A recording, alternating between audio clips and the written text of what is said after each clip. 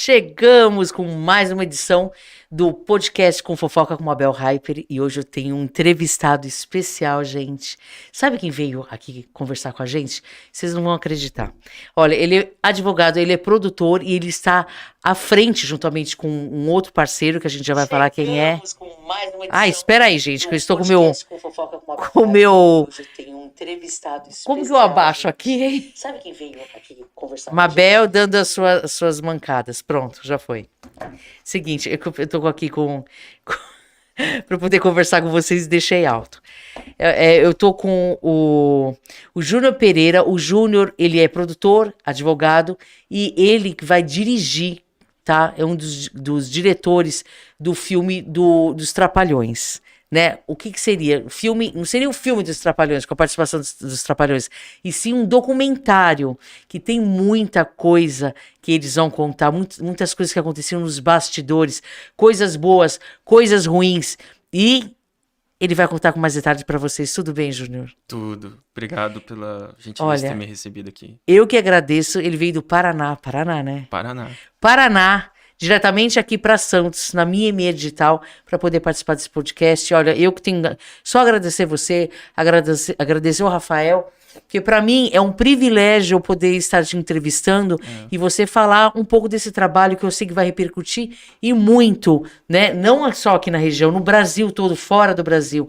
Porque a história dos Trapalhões, imagina o documentário contando tudo que acontecia por trás dos bastidores. E olha, eu fiquei sabendo de algumas coisas que eu não sei se eu posso falar. Acho que eu vou preferir que você fale, viu? Tá. Porque eu entrevistei o Rafael. Rafael é quem começou ele escreveu o documentário, né? Ele está escrevendo. Conta um pouquinho pra gente, como que funciona, quer dizer. O documentário chama-se Trapalhadas Sem Fim. Certo. Pré-produção, né, os entrevistados, todo o sistema de entrevistas com as pessoas que participam, né, são quase 100 pessoas que participam, né, tudo isso foi feito pelo Rafael, que é um fã inveterado, e ele já tinha escrito 2 livros sobre os Trapalhões, e ele começou esse projeto basicamente em 2018, com uma equipe de pessoas. E ele conseguiu desenvolver isso durante 2, 3 anos. Houve uma parada com a pandemia. Basicamente, eu entrei no período de pós-produção. Ele já tinha esses depoimentos, esse material. E hoje eu auxilio a roteirizar, tanto para o longa-metragem quanto para o documentário, que vai ser uma série, basicamente. E também eu vou ter o prazer aí de fazer a direção do longa-metragem. Aí contando não só a história de como os Trapalhões surgiram no cenário, mas de como esse documentário está sendo viabilizado, né? A saga do Rafael. Tinha um fã querendo contar uma grande história. Tá. E você tem uma agência, uma produtora. Isso. É a sua produtora que vai fazer todo esse trabalho. Isso. Tá? É o primeiro trabalho que você está pegando, assim, voltado a celebridades, ou você já fez algum outro trabalho?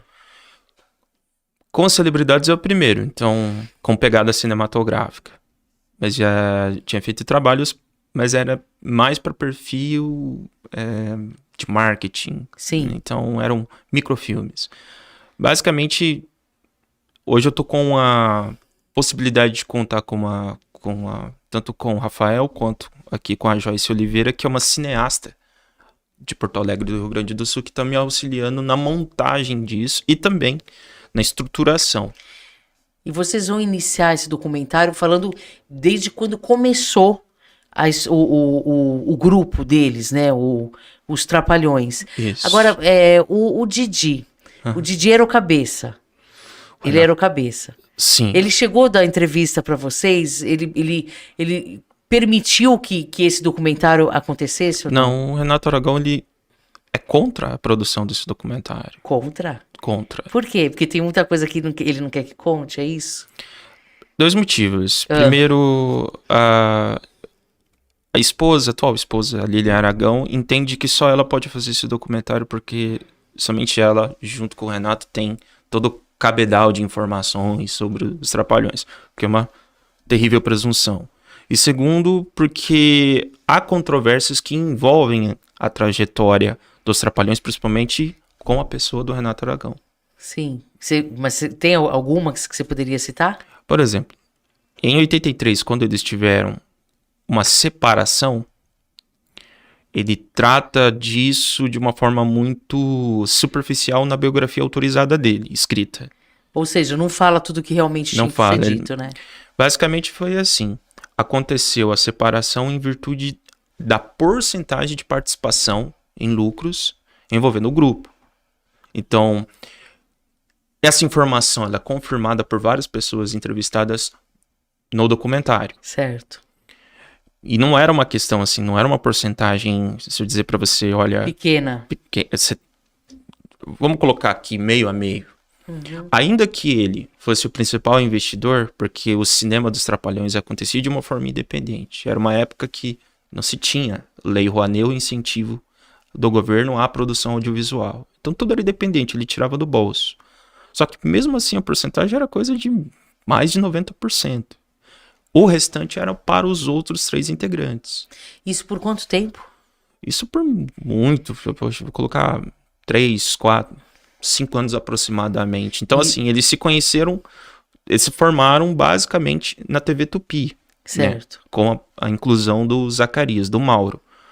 Mas, basicamente, o contrato, ele foi assinado por eles, só que foram na confiança porque eles eram amigos.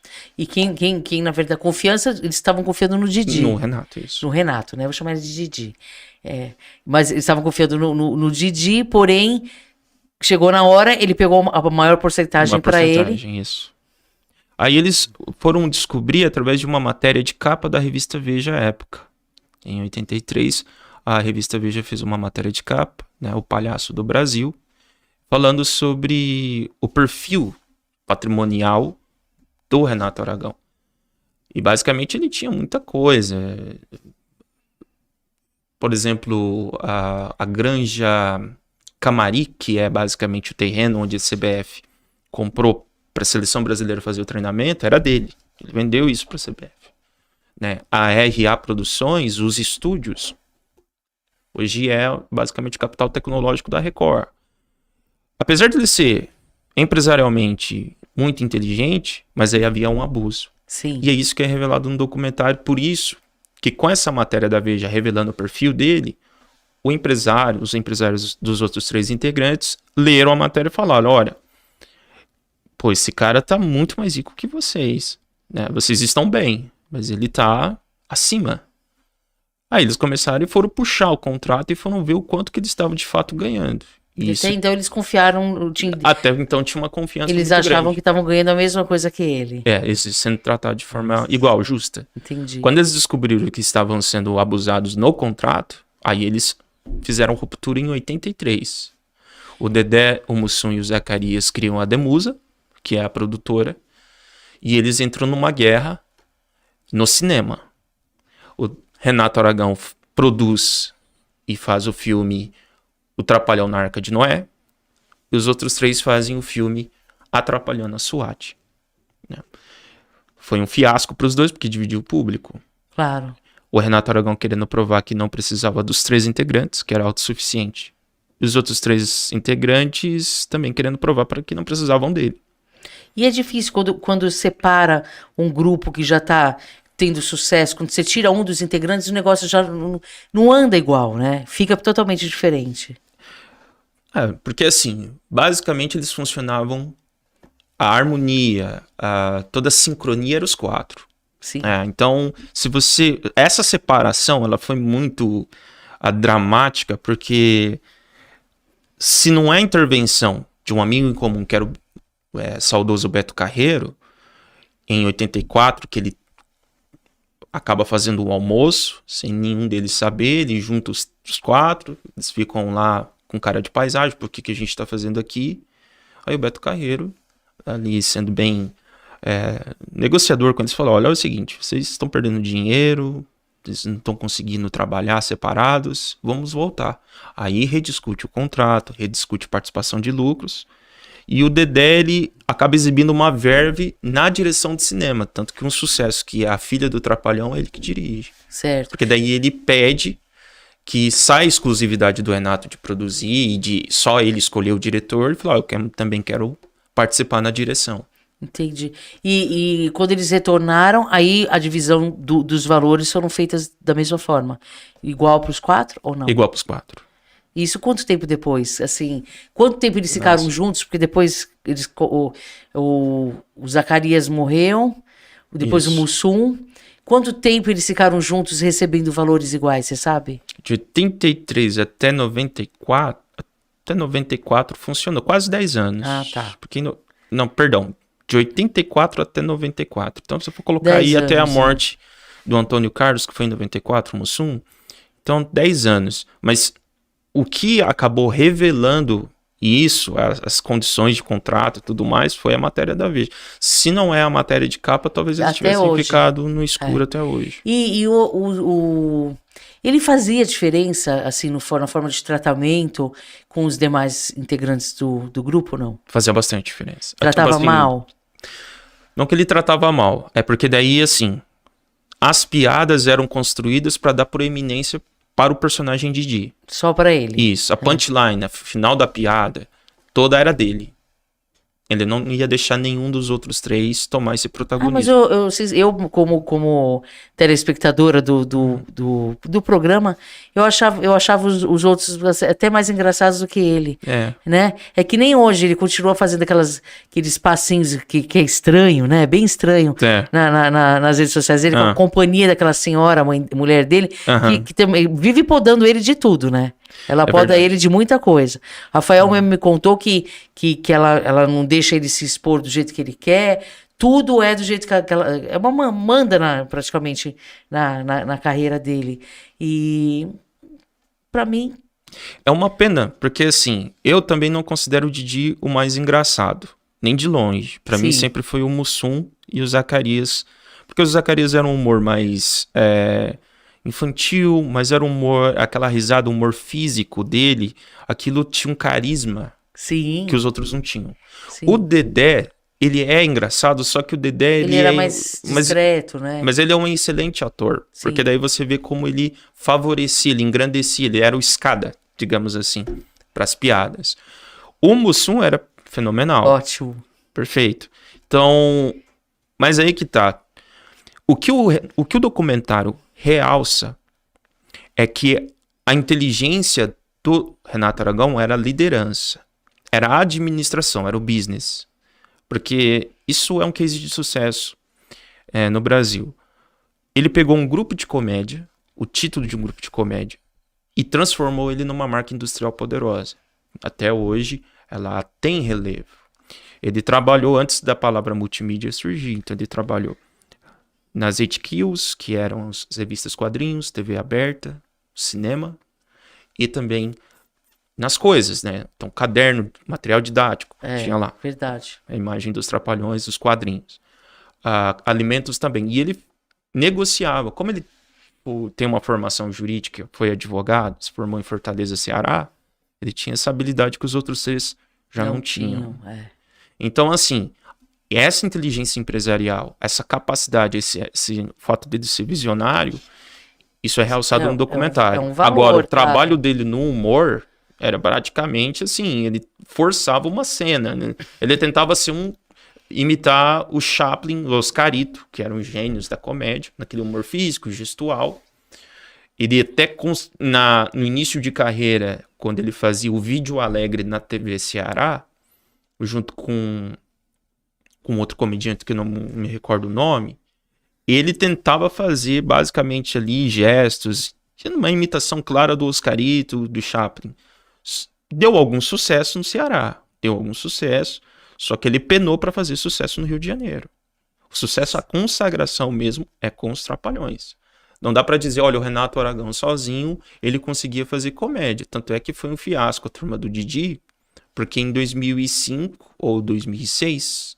você tinha uma liderança de audiência do Dedé e o Comando Maluco em relação à Turma do Didi. Então, assim, basicamente, se os Trapalhões atingiram um alcance que ele atingiu, e isso eu tô falando do Renato Aragão empreendedor, do Renato Aragão empresário, do Renato Aragão líder. Sim. Né, com cabeça. de manter o grupo ali trabalhando junto, tudo mais. Só que assim, na comédia, aí ele forçava a barra, porque daí não só ele queria que a piada no final das contas era sem graça, porque a punchline no final não ficava tão engraçada, que poderia ser muito bem ser feita pelo Dedé, pelo Mussum e tudo mais, como ele não era um bom redator, então ele contratava grandes redatores. Um deles foi o Carlos da Nóbrega, que foi um excelente redator, foi um dos primeiros que ele teve. Inclusive ele foi pra Globo levando o Carlos da Nóbrega como redator de piada.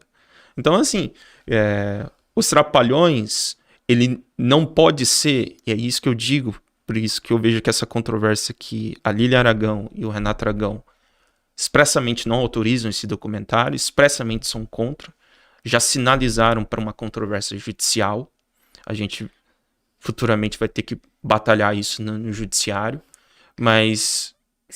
Como assim batalhar no judiciário? Você acha que vocês vão produzir, mas vocês não vão nem... Vocês vão esperar a liberação para poder divulgar, ou vão divulgar e responder por o que for, pelo que vier futuramente?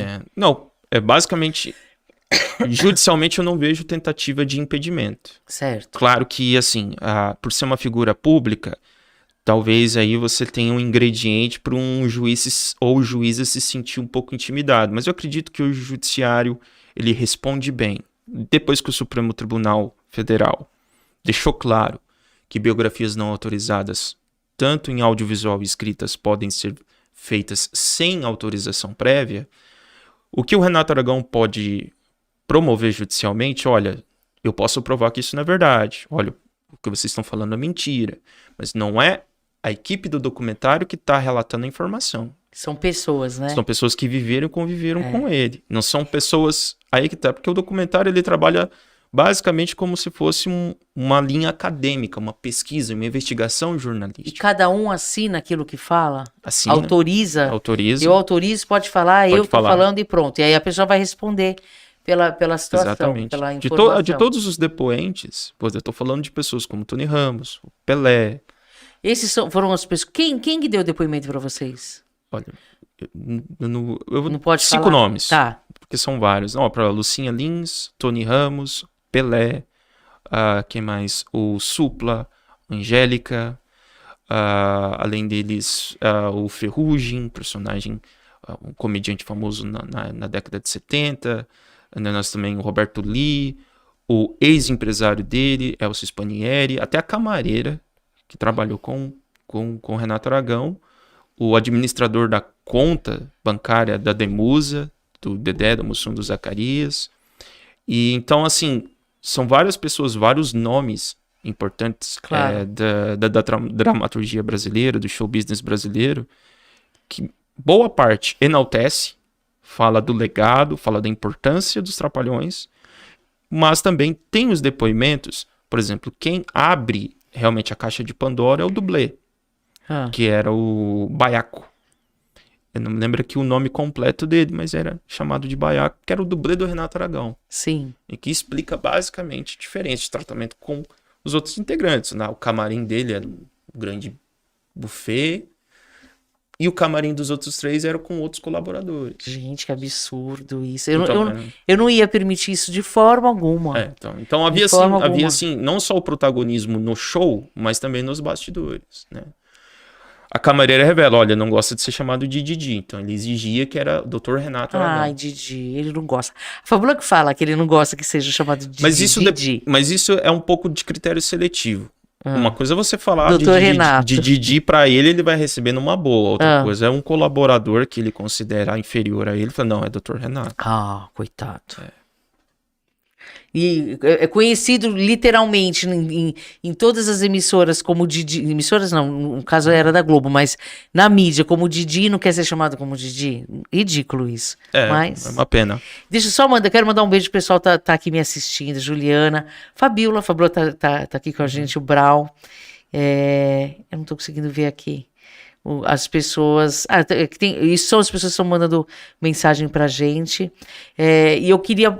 Antes da gente continuar, eu quero falar um pouquinho dos nossos apoiadores, que é a Mimia Digital, que é essa agência maravilhosa que nós estamos, que proporciona todo esse esse impecável estúdio aqui de podcast. E quem quiser, inclusive, ter o seu podcast, é só entrar em contato com eles, que eles dão total estrutura para você, e fora todo o serviço que eles fazem de publicidade, propaganda, produção de foto, de vídeo, redes sociais, enfim, uma agência completa, que é nossa parceira. O Alfa Curso de Capacitação, que é a escola que está agora em São Vicente, tá? Alfa Cursos, 10 anos de sucesso em São Paulo, agora está em São Vicente, trazendo cursos na área da saúde, da educação e segurança. Inclusive, eu sou uma das sócias da Alfa, tá? Gostaria até de falar, estou falando para você, porque muita gente não sabe. Uma escola que a gente está trazendo uns cursos que as pessoas têm a possibilidade de se formar são cursos rápidos, mas entre 1 e 2 dias, que ela já sai com certificado e poder trabalhar como cuidador de idosos, a parte de portaria, que seria segurança, que mais? Auxiliar de creche, babá, berçaristas, enfim, são vários cursos. E também tem o Baile do Chefe lá em Mongaguá, que tá bombando todo final de semana, a galera tá curtindo. Quero mandar um beijo pro pessoal do Baile do Chefe, pra Ellen, e também supermercado, olha, me deu branco, meu Deus do céu, meu patrocinador. Pera, gente, minha cabeça tá tão ruim. Que vergonha, espera. Já vou falar do Primus. Eu não tô com a cabeça boa hoje, desculpa, viu? Supermercado Primus, que tem, são várias unidades de supermercado, e gostaria também de mandar um abraço para eles. Eles têm o cartão próprio deles, que o pessoal pode pagar tem até 40 dias para poder estar pagando a fatura do cartão. E eles trabalham com uma enorme variedade de produtos, com preços super especiais, e fora atendimento, que é maravilhoso. Desculpa, gente, eu tô com a cabeça meio doida hoje. Desde cedo, TV, uns compromissos à tarde, agora eu tô aqui no podcast. Mas vamos continuar. Eu queria que você contasse agora um pouco pra gente. Vocês têm previsão de data de estreia, de início desse documentário ou não? Documentário não, mas é 2023, mas não posso precisar um mês.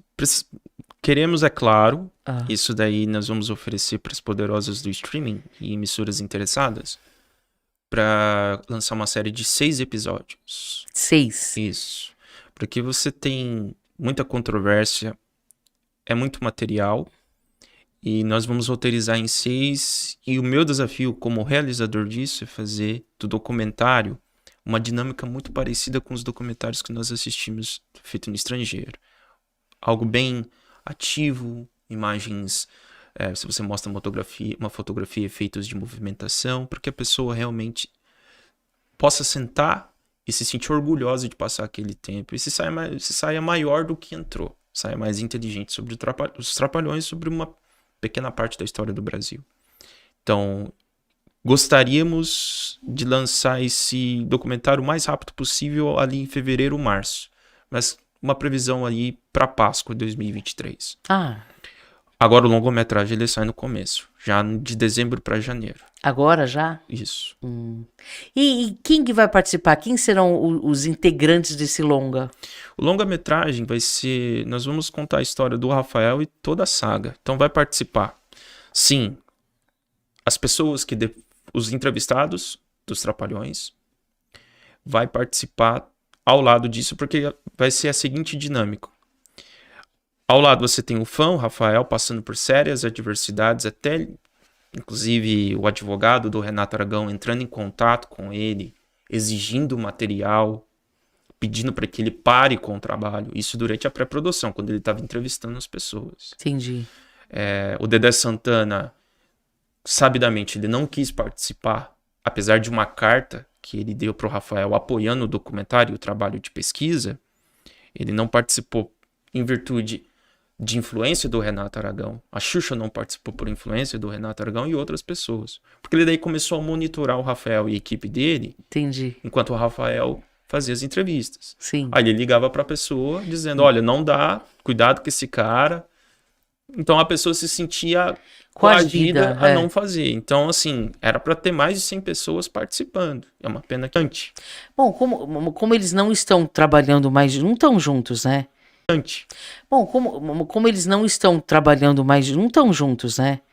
Não estão mais fazendo nada. Por que o Dedé não quis dar o depoimento? É porque, assim, isso apurado pelo Rafael. O Dedé Santana, ele teve um relativo sucesso financeiro, mas ele não soube lidar com isso, ele mesmo diz. E o que acontece? Ele acabou dependendo da generosidade de amigos, dentre eles, não amigos, mas generosidade de terceiros. Dentre eles o Renato Aragão, que auxilia a pagamento do plano de saúde do Dedé Santana. Né? Até porque pessoas precisam entender que ele já é idoso. Claro.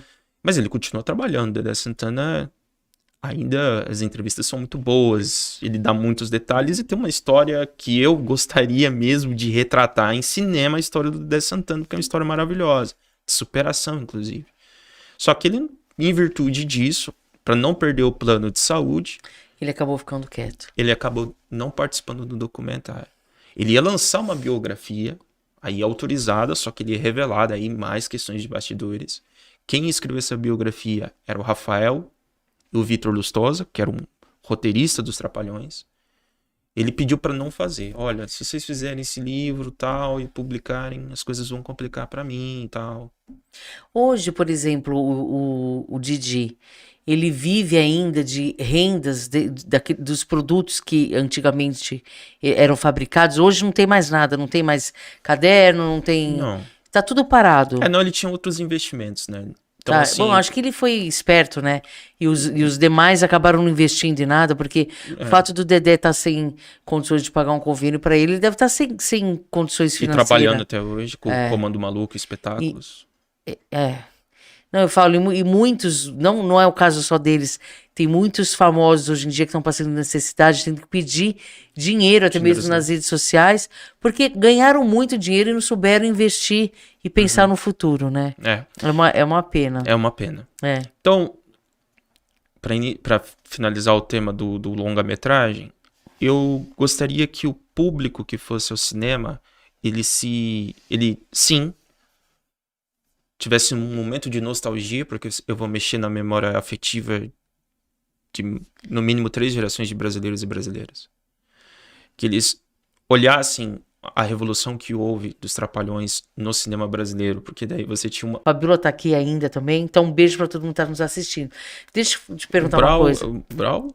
O Brau é um amigo meu lá de Mongaguá também. Você acredita que as pessoas vão se surpreender com as revelações que vocês vão dar no documentário? Eles vão ficar assim chateados com as atitudes do Didi ou não? Não, porque assim,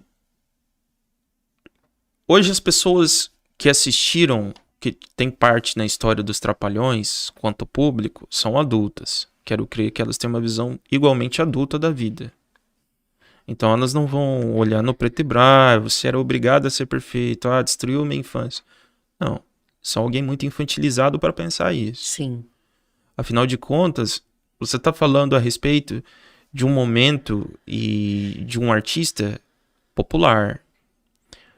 Quando você fala de uma figura pública, é importante que essas pessoas elas estejam dispostas a saber que elas também erraram, fracassaram, que elas também têm a sua margem de erro ou de imaturidade, o que é normal para qualquer pessoa. Então uma visão adulta seria essa de respeito à visão adulta das coisas. Agora, o que os fãs precisam saber é que eles realizaram o sonho do Renato Aragão, do Dedé Santana, do Mussum e do Zacarias, dando prosperidade e notoriedade.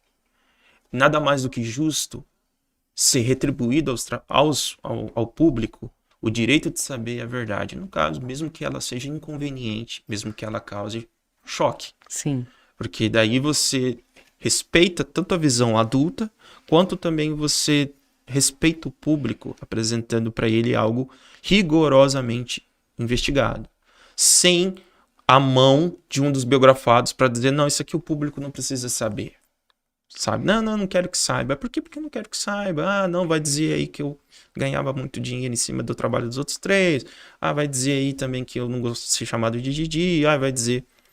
da bissexualidade do Zacarias, da verdadeira causa da morte dele, que foi... que daí vai ter os depoimentos que vai ser a questão do HIV/AIDS. Sim. Então, tantas coisas que eu não quero que saibam, que essa humanidade que é própria da experiência de qualquer organização, grupo, privado ou público, essa humanidade eu não quero que você revele. O documentário deixa claro, olha, vocês são adultos, o que nós estamos fazendo aqui é um trabalho que tem que ser minimamente honesto e que pelo menos respeite a dignidade intelectual. Porque daí eu tô tratando o público, os fãs, com condescendência. Ah, não, as pessoas não têm preparo emocional para saber disso. O que seria ridículo. Sim. Não, e também é o que você falou. Eles são de uma geração mais antiga, né? No caso que nem eu. Vou fazer 48 anos, é da minha época. É da minha época que a gente... a minha infância toda, o domingo, a gente ficava lá, a família toda assistindo os Trapalhões. Então, assim, vai pegar uma geração mais antiga. A nova, poucos eles conheceram. Tem acesso, mas acho que não dão tanta audiência como as mais antigas, né? Mas no longa-metragem vai ter uma cena que nós vamos reunir as antigas e as novas gerações. Nós vamos pegar um filme dos Trapalhões, os Trapalhões nas Minas do Rei Salomão, que foi um sucesso de bilheteria. Sim. Vamos rodar no cinema em São Paulo, e aí umas 10 pessoas na faixa etária dos 40, 50 anos, com os seus filhos, adolescentes na faixa etária de 15, 16, que vão acompanhá-los e assistir esse filme juntos. Porque daí eu consigo fechar o argumento do longa-metragem, deixando claro que ainda os Trapalhões, mesmo em uma geração que pouco ou nada sabe, ele tem o seu fascínio. Sim, com certeza vão ficar apaixonados, porque eu vejo pela minha filha, a Marina, ela tem 18 anos, e quando eu mostro para ela filmes da minha época, que nem os Goonies, que um dos melhores filmes para mim que eu já assisti, para mim é o meu predileto. Aí teve o Labirinto, que foi muito bom, e vários outros. Ela ficou encantada. Só que os jovens de hoje, infelizmente, não tiveram, ou não querem, né, ter acesso a esses filmes antigos. Mas tenho certeza que se eles assistirem, eles vão gostar também. Ah, com certeza, né? Porque esse é o objetivo. Vão gostar, vão gostar dos programas que eles faziam na Globo, né? Na Globo. Todo domingo, era muito bom. Mas é triste de saber que por trás de um negócio tão... Mas isso até hoje. A gente fala até hoje, eu e o Alexandre, que é meu parceiro de bancada, a gente fala, aqui tá tudo bonito, né? É só desligar, acabar o programa, não no nosso caso. Tem apresentadores, repórteres que por trás não te olham na cara, tratam mal. É a mesma verdade. coisa, em todo lugar tem isso. E não é só no mundo das celebridades, em todo lugar, né? O convívio entre as pessoas é difícil. Então, vai de cada um saber tratar bem ou não cada um. Ah, com certeza. Ó, tem mais gente aqui nos assistindo. O Célio Almeida, quero mandar um beijo pra ele. A Sandra, um beijo pra você. Sandra Voz, que é a mãe tá falando que adorava os Trapalhões. A Silvia, Sil Fitness. Silvia, beijo pra você. Galera tá aqui. Já mandei um beijo, eu falei com a Paula, falei pra Karina, Lorde Shiva, um beijo pra vocês. A Karina esteve comigo aqui semana passada também, sendo entrevistada. E tem algum detalhe que você acha que seria interessante a gente falar? Que você acha que é o que mais... Não sei se você pode falar, revelar já, mas é o que mais vai chocar as pessoas na hora de assistir o documentário? Ou primeiro vai ser uma série de quantos seriam capítulos, quantos minutos, seria de quanto tempo? 30, 40 minutos cada episódio. Até porque, para não ser tedioso, né? Esse é um dos desafios. E vocês vão soltando o quê? Semanal? Como que vai ser? Semanal. Legal. Talvez o detalhe mais chocante que essa é uma situação chata mesmo. Uma revelação de um dos roteiristas, que é o Vitor Lustosa, que trabalhou com o Renato Aragão, foi roteirista de alguns filmes. quando houve a separação em 83, o Vitor olhou pro Renato e falei, poxa, mas a gente já tá com o roteiro pronto.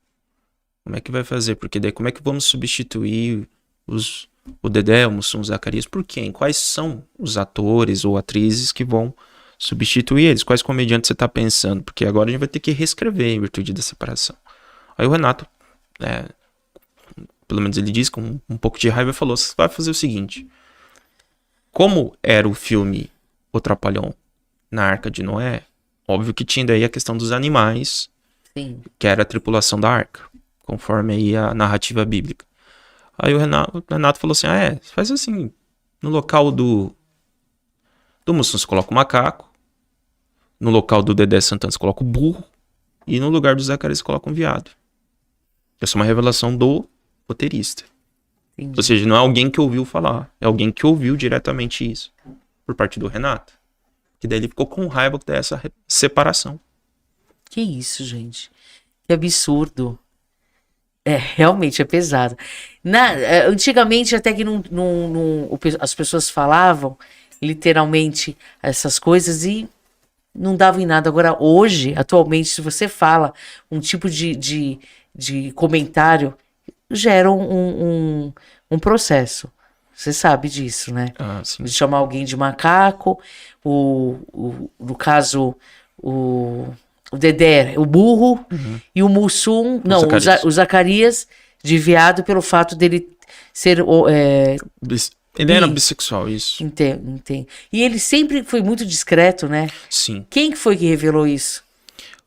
O dublê, né? E de uma certa forma, de uma forma indireta, não direta, a Selma Lopes, que é uma das entrevistadas, que foi a esposa do Zacarias. E essa revelação veio somente para vocês ou foi soltaram na mídia? Não, daí essa revelação ela ficou mais notória agora com o Rafael. Certo. Mas até então se sabia-se a boca pequena.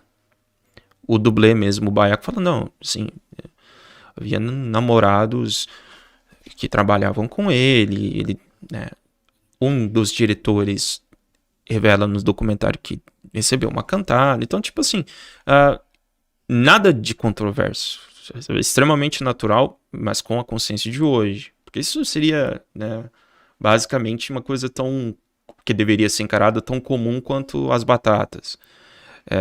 Tão comum quanto se você, olha, o cara é heterossexual, ele gostou de uma das colaboradoras e deu em cima dela. Ok, se ele flertou com homossexual é a mesma coisa. Sim. Só que por uma época que o país estava saindo ainda de um período de recrudescimento de liberdade, na juventude... Na época chocava, seria, né? Chocante. Muito. E é claro que seria um suicídio artístico. Sim. Hoje não, hoje...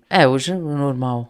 Com certeza, hoje com a consciência que nós temos. Sim, é normal, eu acho que cada um tem direito de escolher aquilo que quer, né? Não, claro. Então, assim, basicamente, o que... Essa é uma revelação que daí se entende por que o Renato Aragão ele tem bastante reserva e não quer que esse material que chegue aos... Mas ele vai chegar. Não tem como você não querer que ele vai chegar. Então, basicamente, assim, eu falo isso, mas não assim porque, nossa, olha como ele é desumano, vilão. Não, eu acredito que foi um momento de raiva. Claro que tá errado. Só que é passado. Mas isso faz parte da história. Claro.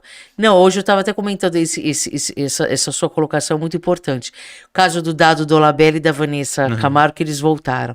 E muita gente fica criticando o fato dele, no passado, que era um adolescente rebelde, famoso, bonito, e um monte de mulher em cima dele ser o que colocava chifre, que batia, que isso, aquilo outro.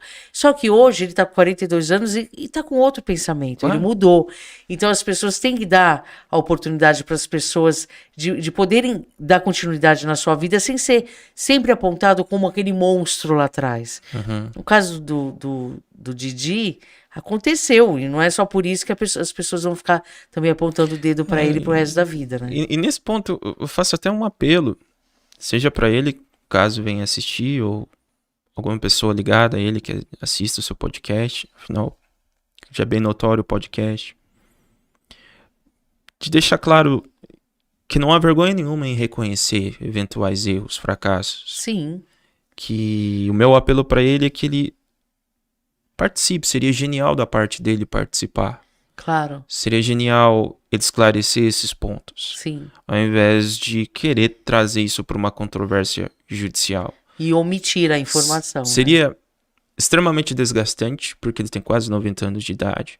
Seria contraprodutivo até para fins de assessoria de imagem. E a chance dele não conseguir censurar, não impedir, com o entendimento hoje nas decisões dos tribunais, impossível. Então, se ele acredita que nós estamos fazendo isso como se fosse um tabloide, só para explorar questões negativas, não.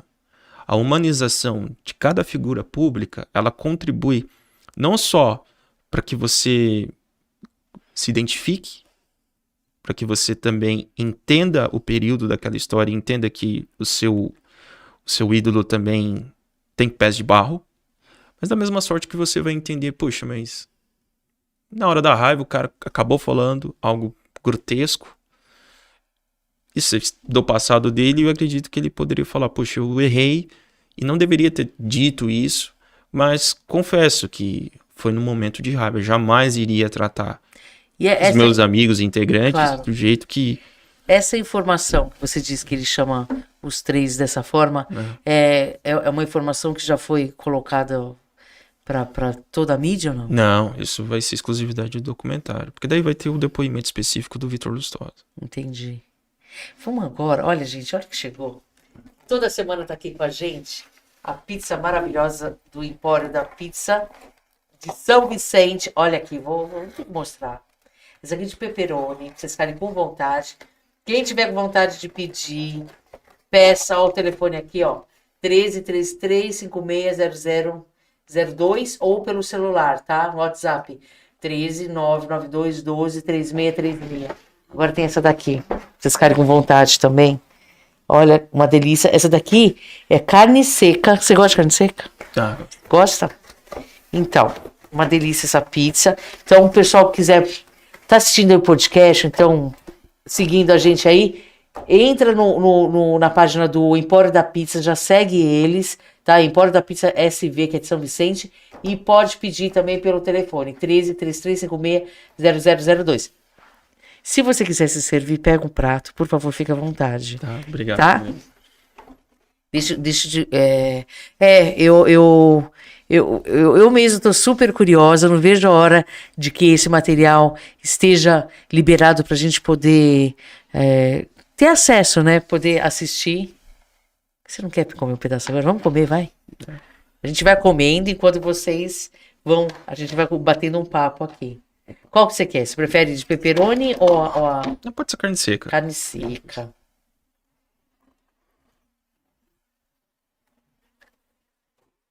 E você mora no Paraná? Moro no Paraná. Paraná, sua produtora é de lá? Isso, produtora Anuma Produções é de lá. Preste seu prato, por favor. Você veio sozinho? Não, eu vim com a minha esposa. E por que ela não veio aqui? Eu acho que ela não conseguiu encontrar aqui. Mentira. Ela tá onde? Eu mandei pra ela a localização. Mas ela tá aqui em Santos? Ela tá aqui em Santos. E daí eu... Ela tá aí? Fala pra ela entrar. Então. Que bom que ela conseguiu encontrar. Olha, que bom. Como que é o nome dela? É Lucy. Lucy. A Lucy tá aí? Fala pra ela vir aqui. Espera. Marina, gente, tá aqui querendo pizza. Olha aqui pra você. Obrigado.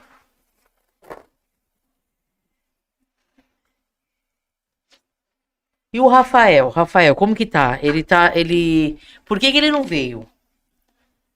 Lucy, vem aqui. Deixa eu te apresentar pro pessoal. Vem aqui. Sério? Claro. Vou entrar em cena, sim. Que linda. Prazer. Obrigada. Olha que linda, gente. Olá, tá tudo aqui, bem, pessoal? esposa desse querido, tá podendo contar aqui pra gente um pouco desse trabalho maravilhoso, que logo mais estará aí pronto pra gente poder assistir. E vai dar o que falar, hein? Vai, não vai? Vai dar o que falar. Né? Muito bom, parabéns. Agradeço vocês terem vindo, vieram de longe, né, para poder prestigiar aqui o podcast com fofoca. E olha, não sei nem como agradecer vocês. A gente que agradece. De verdade, Muito de obrigada. coração, viu? E, por favor, ó, fique à vontade para você comer com a gente aqui. Muito obrigada. Tá? Ô, Marina, dê assistência para ela aqui. Então, agora vocês vão esperar, só vou dar vou experimentar essa pizza. Tá muito boa.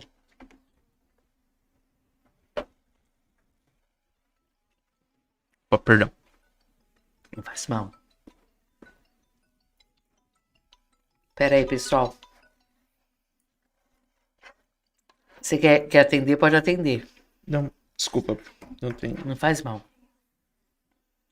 Então, Rafael não pôde vir.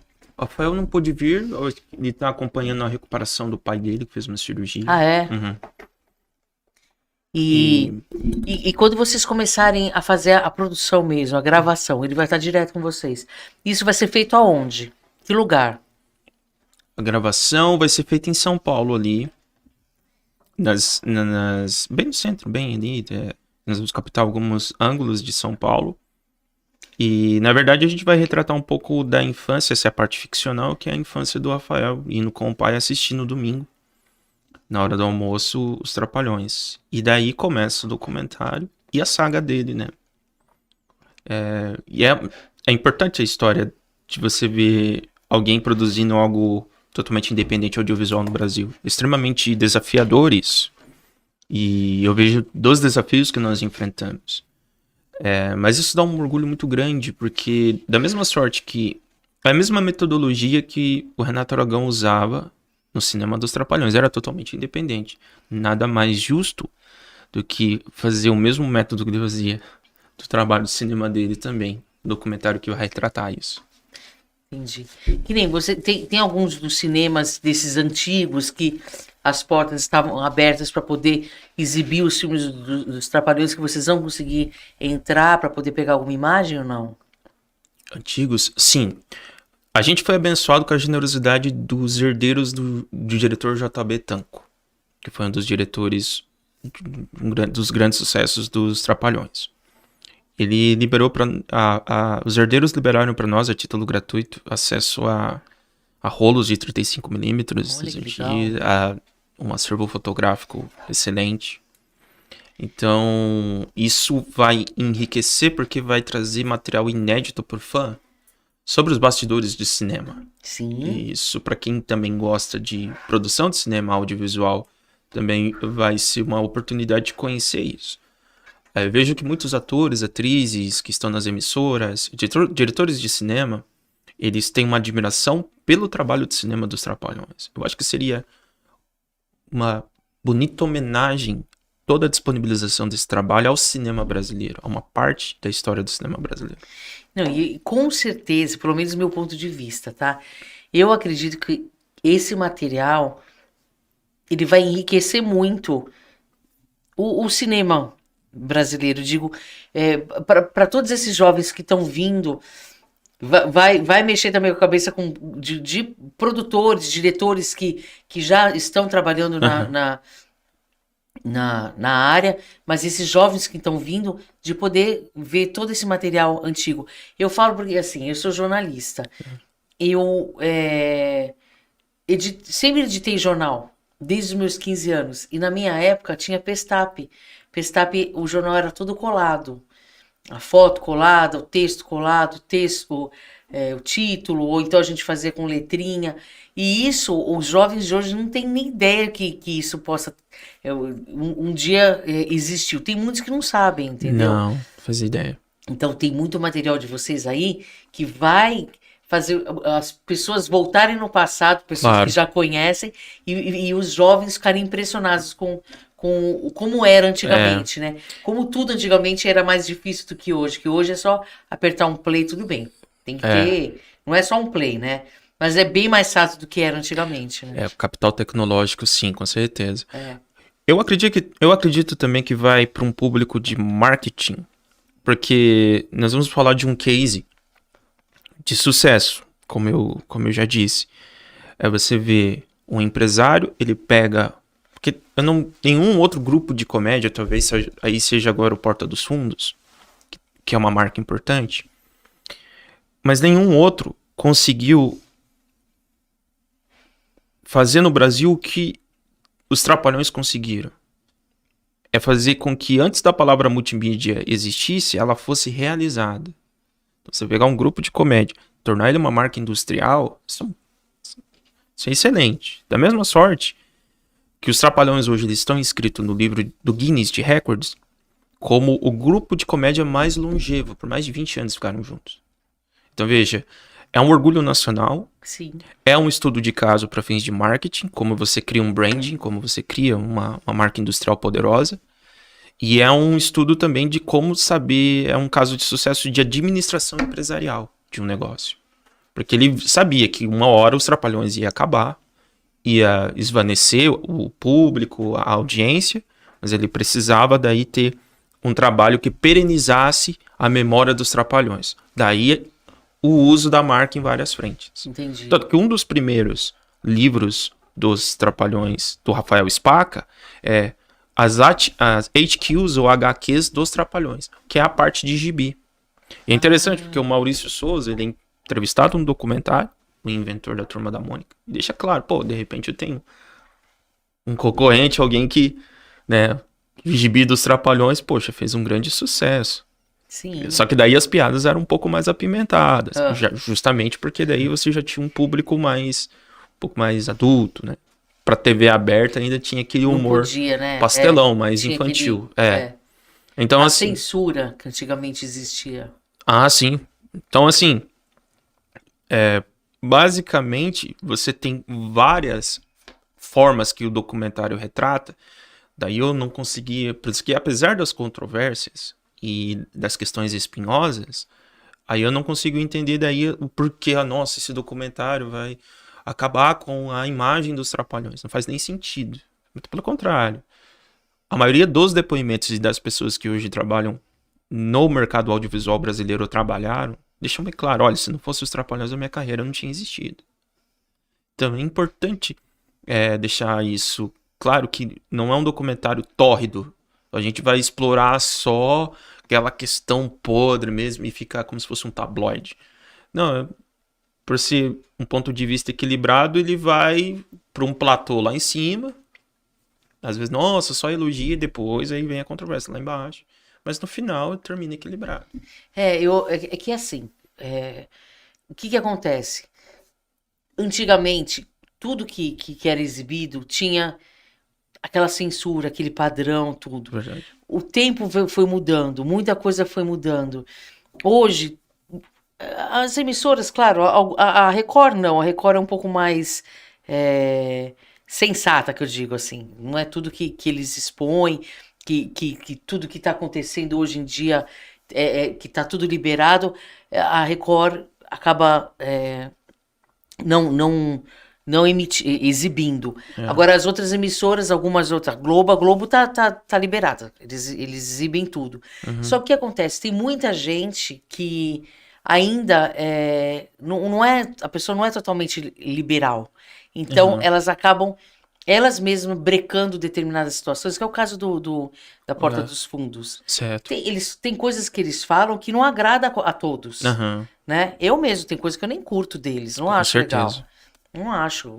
Mas tem gente que acha. Eu não tô criticando quem acha que não acha. Cada um assiste e faz o que quer.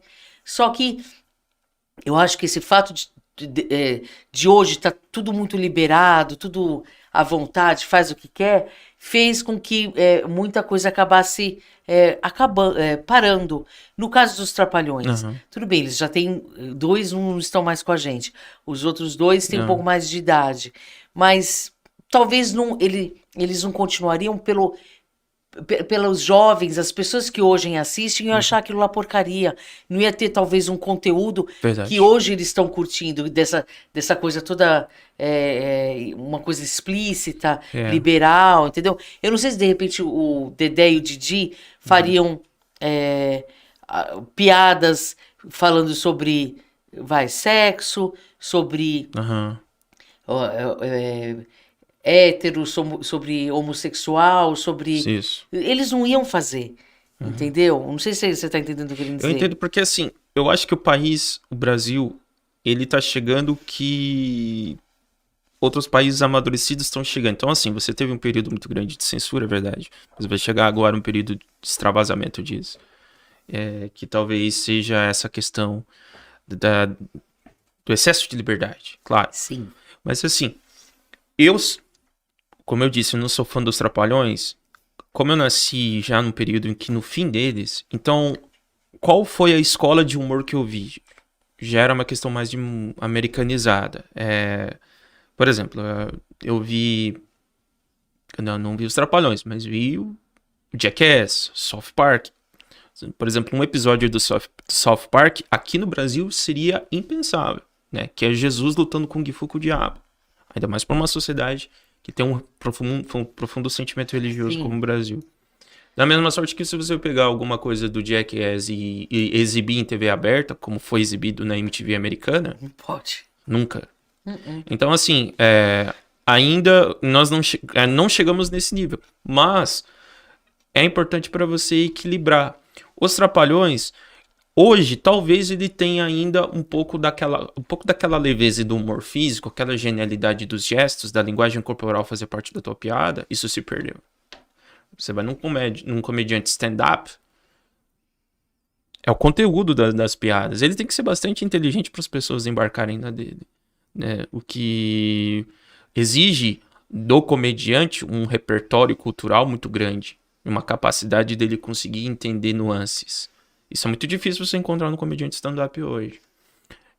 Mas o Mussum sozinho, hoje, ele faria todo mundo rir, inclusive a nova geração. Sozinho. Sem falar que você ia ser brindada com uma roda de samba muito competente, porque ele começou a carreira com os modernos do samba e depois para os originais do samba.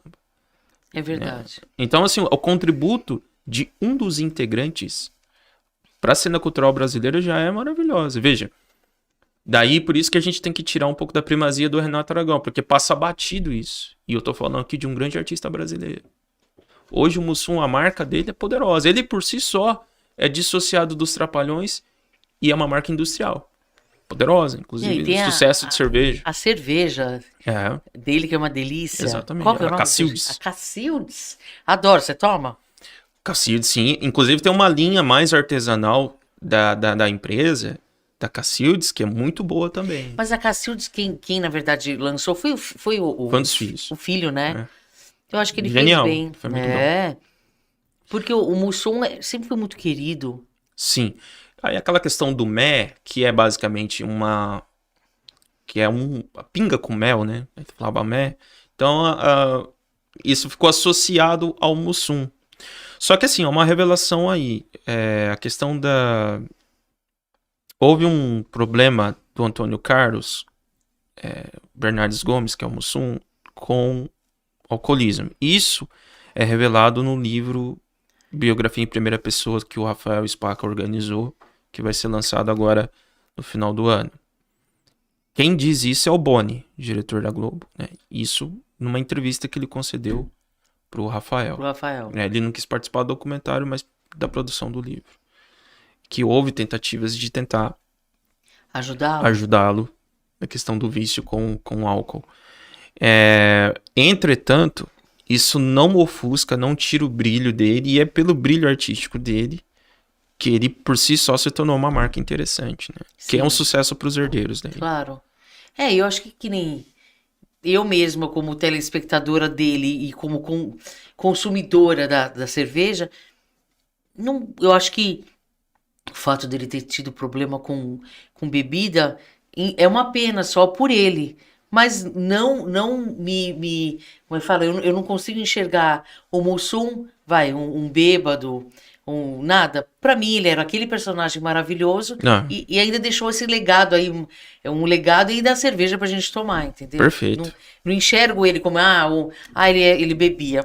Era um problema dele, né? Exatamente. Então. Mas isso é retratado, de novo, não no documentário, mas sim no livro que é organizado pelo Rafael Spaca.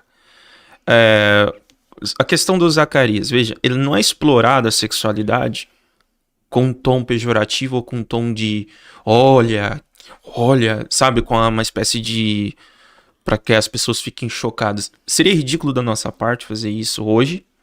E segundo, é porque tá atrelado à vida profissional dele. Não é uma ambição simplesmente de você entrar na vida pessoal da pessoa, pegar um aspecto e ficar trabalhando aquilo como se fosse um paparazzi.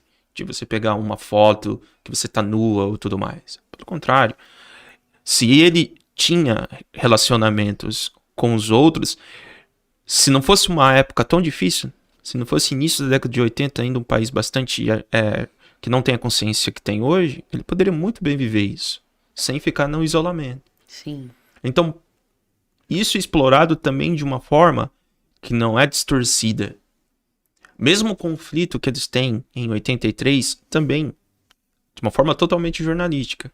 Não é pra dizer, olha, viu como ele é safado, olha como ele tava tirando dinheiro dos caras. Nada disso. Vocês estão tomando um cuidado muito grande Com na certeza. forma de se expressar. Eu tô vendo por você aqui. Eu, às vezes, eu faço algumas brincadeiras, mas é o meu jeito mesmo, por causa do meu trabalho. Mas você está tomando muito cuidado da forma de se expressar com a situação. E eu acho que isso é interessante. É que nem o caso que eu tô louca para ver o documentário da Daniela Pérez. Daniela Pérez, que a Glória agora lançou semana passada. Certo. E também a diretora teve um cuidado muito grande de como produzir esse documentário. Para não magoar e não machucar ninguém, principalmente a família, né? Certo. E então eu acredito que é isso que vocês estão fazendo. E eu tenho certeza que vai ser um sucesso, com certeza. Eu quero deixar claro que produzir um documentário independente hoje, sem você estar atrelado a nenhum tipo de apelo comercial, e você conseguir retratar de uma forma equilibrada, porque veja, um documentário, assim como um filme, ele é extremamente importante pelo ponto de vista artístico pro Brasil. Porque daí você sai um pouco daquela questão de, olha, por exemplo, a questão da Daniela Pérez, ainda que seja bastante difícil para a Glória, a mãe, ela vai ter que deixar o trabalho independente acontecer. É claro que se tiver alguma distorção, ela tem total legitimidade de tirar isso, porque daí já há uma tentativa de tentar exagerar algo ou tentar distorcer. Os Trapalhões por si só, eles são uma grande atração, e eu espero que eu consiga contar essa história da melhor forma possível. Não, com certeza vai conseguir contar. E eu acho que todo o pessoal que está nos assistindo aqui, até quero mandar um beijo tem mais gente aqui nos assistindo. Deixa eu ver o que eles estão falando. Eu particularmente parei, a Silvia, eu particularmente parei de assistir a Plim Plim há anos, devido exatamente a isso, sem limites. E, as coisas que tá tudo liberado, né? O pessoal tá gostando aqui. Então, olha, eu quero mandar um beijo para todos vocês que nos acompanharam aqui. Depois esse vídeo vai ficar também lá na nossa página do podcast. Antes de a gente finalizar, quero mais uma vez agradecer os meus apoiadores, que é o Supermercado Primos, que é uma rede de supermercados. Lá em Mongaguá tem na Praia Grande também, que é maravilhosa. A Alfa Curso de Capacitação, a Minha ME Digital, o Baile do Chefe, que falei que logo mais eu vou no Baile do Chefe, que é lá em Mongaguá. E a pizzaria Empório da Pizza, que tá toda quarta-feira trazendo. Eu falei, eu vou começar, eu vou engordar o Júnior. Que eles mandam pizza pra gente toda semana aqui, mas a pizza tá uma delícia. É verdade. Agradecer para vocês mais uma vez, pra Hazel, pro Guerra, para todos vocês que estão sempre nos mandando essa pizza deliciosa. E antes da gente finalizar, você quer deixar uma palavra a respeito desse projeto? Fique à vontade, por favor. Para mim, eu tenho um carinho muito especial pelo Rafael e por toda a equipe que está me ajudando, pela Joyce Oliveira, pela editora e pelos demais colaboradores no tratamento das informações. Eu sou muito grato por eles terem me incluído no projeto. O meu mote, a minha inspiração é sempre... Eu sou fã de cinema, é sempre o que o Scorsese diz, né? Se você quer contar uma história, conte-a da melhor forma possível, da mais honesta. Isso mesmo. Porque daí a honestidade que você usa no teu trabalho cinematográfico é a beleza dele. É a forma como ele vai ser lembrado. Então, eu quero deixar claro tanto para o Renato Aragão, quanto para os herdeiros do Mussum, do Zacarias e para o próprio Dedé Santana. Nós vamos retratar sem mais e sem menos, sem tirar nem pôr. Ainda que questões, fatos, venham ao público que sejam um pouco embaraçosos, mas essa é a vida, e é isso que nós temos, essa é a nossa caminhada nesse planeta, e é a melhor forma da gente fazer as pazes consigo mesmo, é olhar tanto que é de bom ou ruim, porque você não precisa olhar com arrependimento.